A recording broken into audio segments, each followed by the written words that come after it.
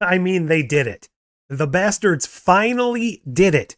We're 3 episodes in, and I finally started to care about the present day characters. That's right, everyone. We're talking about Quantum Leap, the 2022 version, episode 3, entitled Somebody Up Here Likes Ben. And if you are new here, there will be spoilers ahead, so bow out now if you don't want anything spoiled. Now, while I have generally liked this show up to this point, I have had some fairly large issues leading into this episode, so mainly that would just be the pilot and episode 2 from last week, and I can really boil them down into 3 main things, so let me briefly touch on those. Now, number 1 is the present day characters themselves.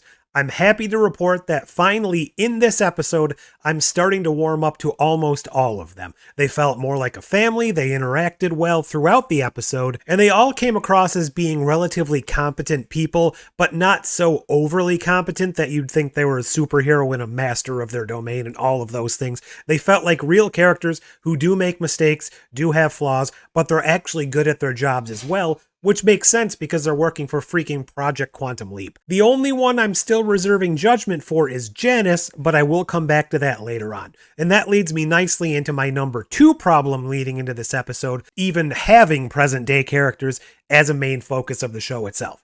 Now, if you ever watched the original Quantum Leap, you probably remember that they never really interacted with the modern day characters all that often. Obviously, there were a few special episodes and a few special instances, especially towards those latter days of the show, where we would interact with some of the modern day, present day characters, but for the most part, the entire focus of the show was placed on the leap itself and that interaction between Sam, whoever he was involved in that time period, and of course Al as his hologram guide. The main point of the show was enjoying the wacky leaps, seeing what Sam was getting up to that episode, and occasionally we would have those very special episodes that dealt with serious topics, but for the most part it was just a fun romp through history to see what Sam was getting up to and helping out next. And combining those 2 points together kind of leads me into my number 3 problem I've had leading up to this episode, which is the leaps themselves having way too much historical impact. As I mentioned, it was more generally focused on Sam involved in everyday life back in the original Quantum Leap, with some instances that involved famous historical events here and there, again, mostly towards the end of that series, but it was mostly dealing with a family or dealing with a situation where somebody was being abused, a situation where somebody was being mistreated, a situation where 2 people needed to come back together for whatever reason, and those were the situations that really lent that show such a unique quality in and of itself. So far in this series, in the pilot episode, we had the theft of the Hope Diamond. In the second episode, we had a space shuttle disaster, and both of them involved government cover-ups, and I think that's something that needed to be dialed back. Thankfully, at least in my opinion, all 3 of these issues were dealt with and then some in this episode, and I do hope this is the case going forward. We spent much more time in the past experiencing a much more down-to-earth experience, and there were no government cover-ups in this episode. There was no giant historical ramifications, although they did bring back that one point of the original Quantum Leap that wrapped things up at the end of the episode and tied it into a greater overall purpose. So for instance, this episode, we had the wider impact being revealed that the brother of the character Ben leapt into went on to found a PTSD group, one of the first ones to ever be founded to deal with soldiers coming back from Vietnam who had that, I guess it was probably shell shock at the time, but were dealing with mental issues. Obviously, that's the type of thing the original Quantum Leap did such a fantastic job representing. A small issue that was dealt with interpersonally between characters that really didn't have much to do with the grand scheme of the world, but that eventually would lead into something that bettered humanity and bettered this planet overall. And that was really what Sam was doing at the end of the day, is he was leaping through time to help individual people, but by doing so, he was clicking that, box to make Earth slightly better each and every time. And that's what these leaps really should be, in my opinion, not so much on the grand scale of solving a nuclear war, but dealing with 2 people, bringing them back together, and as such, they go out into the world and spread that goodness, and that makes, through a ripple effect, everything better, instead of just changing one specific instance of a grand scale event. That might be my opinion, but that is what the original show is based upon, and that's what I'm glad to see we're getting back to, at least in this 3rd episode of the show. Now, the interactions between Ben and Addison feel even better in this episode than they have. It's definitely nothing like the dynamic we had between Sam and Elle, but I kind of think that's the point. This dynamic is going to be a hell of a lot more reliant on Addison's growth, dealing with the fact that Ben is her fiance and doesn't remember much, the fact that she was actually the one training to be the leaper in the first place, the fact that Ben came up with this plan behind her back and leapt and now doesn't even remember it, and all of these things are culminating on her, plus the fact that she is the hologram and has to help him out, and she's dealing with all the present day characters. That is a lot of reliance we're placing on Addison, and because we've got this story going on with the modern day, present day people as well, I think it actually makes sense to have her character play a role in this manner, as opposed to the Elle character, because he never really had to interact with the modern day people outside of, like I said, a few episodes. So since we're trying to bridge the two time zones, Addison is a very, very key component to that, and I think she's doing a superb job right now. I do miss the little interaction we had between Sam and Elle, but this is a completely different show, and if they were entirely replicating that, why bother rebooting this thing in the first place? They also introduced a new wrinkle in this episode. I spent about 10 minutes grinding my teeth just waiting to complain about it with you guys. You see, Quantum Leap is only supposed to work within the lifetime of the individual leaping, which means Dr. Ben Song should only ever be able to leap back to the point of his birth in history and no further than that. Well, this episode takes place in 1977, clearly well before he was even born or even conceived of. To my surprise, they both acknowledged and explained this before we even got that far in the episode. I say surprised, but so far this show is doing a very good job at moving things along and not allowing unanswered questions to linger. So while I did say surprised just there, actually I shouldn't be, because this show is doing a great job of answering things. Now, when I say this, I'm thinking specifically back to episode 1 where they had that whole Janice mystery and the reveal going on. Personally, I thought that was going to be a through line throughout the entire first series of the show, or at least to the mid-season finale, where, who is this woman? We'll find out one more tiny little detail each episode, leading up to this grand mystery box reveal at the end of whenever they did it. Who could she be? No. I mean, we spent maybe 15 minutes on that mystery, and then they figured out who this woman was. It's Janice, who she was, related to Elle, Elle's daughter, not allowed in the Quantum Leap program. We found out all of this stuff so early on, whereas a normal show for the last 10 years would have just ridden that so deep, so hard, that we would have spent the entire season just trying to figure out this one little detail. And that's not the type of mystery I like. I like a mystery that plods along with new information, things revealed, things changing. That, to me, is good storytelling, and that, to me, is something this show is doing quite well at the moment. Now, while I'm on the subject of Janice, we get another appearance of Beth here, confirming the fact that she wasn't just a one-up appearance in last episode. The fact that they're bringing the same actress back to play this part really lends that feeling of authenticity to the fact that they are trying desperately to give us that feeling that this is connected to the original Quantum Leap, and they do exist in the same world. They are all interconnected. This is just a continuation of the story, and I find that great. They are respecting the legacy of the show while attempting to do their own thing, which is something a lot of reboots, for lack of a better term, have been failing miserably at over the past however many years they've been doing this. And by respecting the past and integrating it into the story while moving it forward, I think we're in for a treat. So what we find out is that Janice went back to her mother, to Beth, to try and get some equipment that Al had at the house. We discover that Al had some stolen original Quantum Leap tech in his house. He never got over the fact that Sam was lost in time.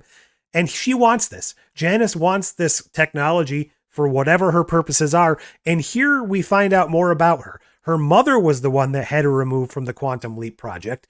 Janice is not happy about that, is very upset her mother didn't trust her, didn't believe in her to succeed where Al failed, and she even drugs her mother so that she passes out and she can steal and do with it whatever her plans are, because obviously she and Ben were in this thing together. And what we learn is that not only did Al have this technology, but she has put together an imaging chamber and she has the original hand device, the control unit that Al used when he was doing his hologram form to Sam back in the original program, and that's fantastic. Now, while I did enjoy spending so much time with the Ben storyline, I would say that this isn't necessarily the most riveting story we've ever had, which isn't necessarily a bad thing. Like I said, a nice interpersonal relationship story is always fantastic in a show like this. It was a good story between brothers about dealing with trauma. Ben had to learn how to box in order to deal with the situation he found himself in.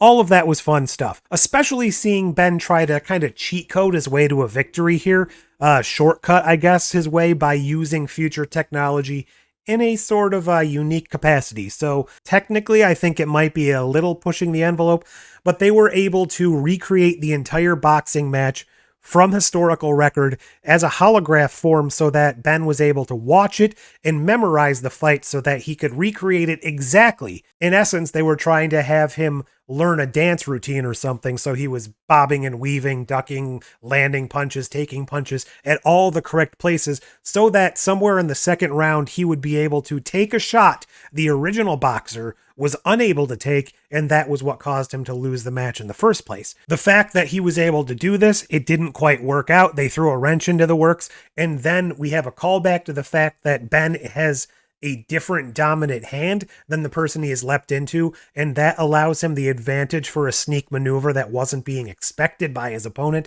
That was also a great twist. I like it when things don't exactly come together and they have to come up with a new plan on the fly. That was always a fun component of the original show as well, so that was wonderful to see. The only thing I found a bit was the fact that Ben has a photographic memory. The reason I say that is because photographic memories in general don't really exist in the real world, and it has been done to death in entertainment over the past 30 or 40 years. While I will say I don't like that as a general principle, here I think it works because the original Quantum Leap revealed that Sam also had a photographic memory. Now, while I still believe Sam is ultimately the puppet master behind everything pulling the strings, I'm not entirely convinced now that the entire point of the show will be to rescue him and bring him back to present day. I was reminded by the great Sean Ryan. If you haven't checked out his channel, please do so. I'll put a link below.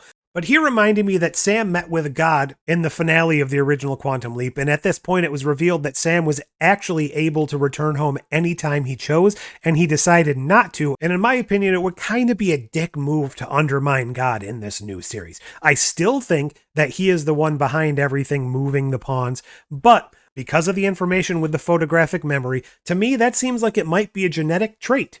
If this is a genetic trait, Sam had it, Ben had it. Is Ben a time baby? Is he a leap child?